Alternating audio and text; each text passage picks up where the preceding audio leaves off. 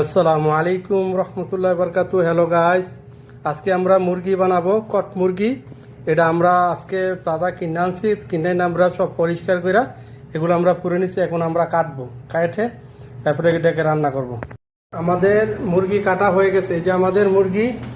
এখন আমরা ঢেলে দিলাম পেঁয়াজ, তারপরে ঢাইলা দিলাম মরিচ, তারপরে ঢাইলা দিলাম আদা, ঢাইলা দিলাম রসুন, দিলাম মরিচ ব্লেন্ডার, ঢাইলা দিলাম হলুদ, ঢাইলা দিলাম জিরার পাউডার, ঢাইলা দিলাম হজের পাউডার, ঢাইলা দিলাম প্রাণ মশলা, ঢাইলা দিলাম লবণ, ঢাইলা দিলাম ঠেঙ্গা, ঢাইলা দিলাম গোলমরিচ।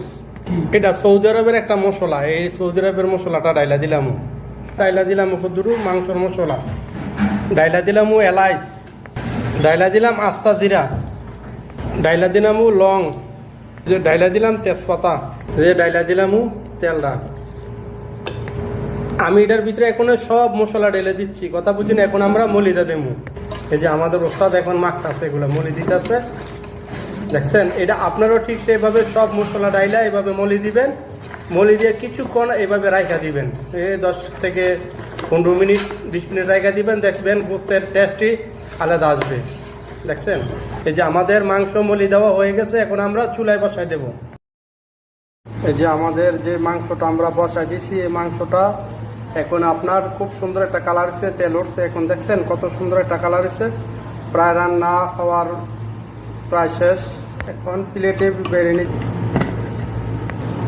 এই যে আমাদের খানা রেডি হয়ে গেছে, আলহামদুলিল্লাহ। দেখছেন, আমরা ঠিক যেভাবে বানাচ্ছি আপনারাও ঠিক সেভাবে বানাবেন। সব মশলা একসাথে দিয়ে দিবেন। এখন আমি এটারে ভুনা বানাইছি, দেখছেন কত সুন্দর একটা কালার। আর আমি ঠিক যেভাবে বানাচ্ছি আপনারাও ঠিক সেভাবে বানাবেন এবং খেয়ে টেস্ট পাবেন। এবং প্লিজ ভাইয়েরা সবাই শেয়ার কপিলিং করবেন।